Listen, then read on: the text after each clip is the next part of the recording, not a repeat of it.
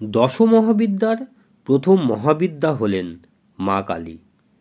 আজকের ভিডিওতে মা কালীর গতানুগতিক কালীতত্ত্ব থেকে একটু সরে খুব গভীর তথ্যভিত্তিক অর্থাৎ দার্শনিক নিরিখে কালীতত্ত্ব আমরা জানব এবং বুঝবার চেষ্টা করব, যা সামাজিক মাধ্যমে প্রায় অমিল।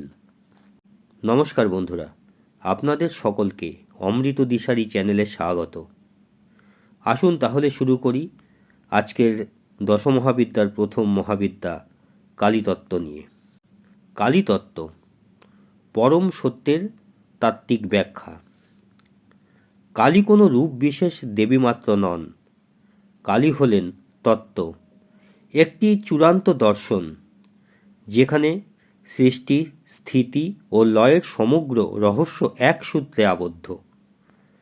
কালীতত্ত্ব মূলত কাল, চেতনা ও শূন্যতার এক অভিন্ন উপলব্ধি। এই কালীতত্ত্ব 7টি দৃষ্টিকোণের উপর ভিত্তি করে ব্যাখ্যা করছি। 1. কালী কালাতীত চৈতন্য। কাল মানে সময়, কিন্তু কালী সেই কাল নন যাকে ঘড়ির কাঁটায় মাপা যায়। কালী হলেন কালাতীত কাল, যে সময়ের ভিতর দিয়ে সব কিছু আসে যায়, কিন্তু তিনি নিজে কখনো পরিবর্তিত হন না। তন্ত্রশাস্ত্র বলে, যা সময়কে গ্রাস করে তিনিই কালী। অতএব কালীতত্ত্ব আমাদের শেখায়, সময় কোনো স্বাধীন শক্তি নয়, সময় চৈতন্যেরই এক প্রকাশ। 2. শূন্যতা নয়, পূর্ণতার তত্ত্ব। অনেকে কালীতত্ত্বকে শূন্যবাদের সঙ্গে গুলিয়ে ফেলেন, কিন্তু কালীতত্ত্ব শূন্য নয়, বরং পূর্ণতার এমন স্তর যেখানে সব ভেদ বিলুপ্ত। এই তত্ত্বে সৃষ্টি নেই আলাদা করে, লয় নেই আলাদা করে, জীব নেই আলাদা করে, সবই একই চেতনার বিভিন্ন কম্পন।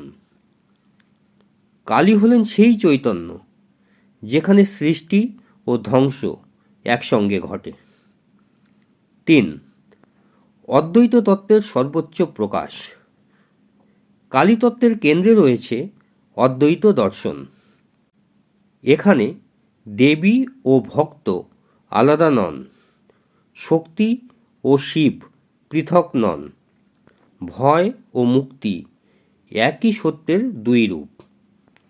তন্ত্র বলে, যেখানে ভেদ নেই সেখানেই কালী, অর্থাৎ কালীতত্ত্ব আমাদের দ্বৈত চিন্তা থেকে মুক্ত করে। 4. ভয় নয়, ভয়ের উৎসের বোধ।